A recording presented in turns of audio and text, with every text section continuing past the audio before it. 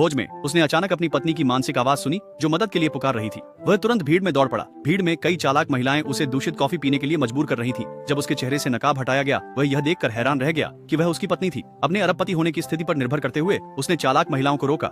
पता चला कि वह दोनों एक साथ इस कार्यक्रम में शामिल हुए थे। उसने उसकी सुंदर पोशाक की प्रशंसा की और उसने तुरंत गर्व से मुस्कुराया।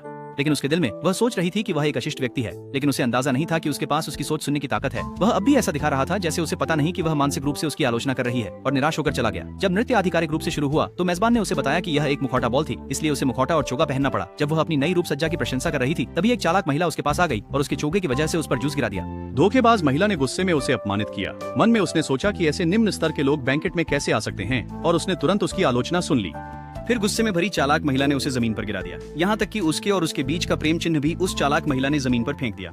न चाहते हुए भी उसने पलटकर वार किया और चालबाज औरत को जोर से थप्पड़ मारा। फिर उसे चालबाज औरतों ने जमीन पर मजबूती से दबा दिया। लेकिन उसके आने के बाद सब कुछ बदल गया। उसकी स्थिति से डरकर चालबाज औरतें केवल खड़ी रह सकती थीं और उसकी नाराजगी सह सकती थीं। उसने अपने सहयोगियों को चालबाज औरतों को सजा देने के लिए कहा और उसे उठाकर अस्पताल ले गया। आश्वस्त न होकर उसने नर्स के हाथ से दवा ली और खुद उसे लगाया।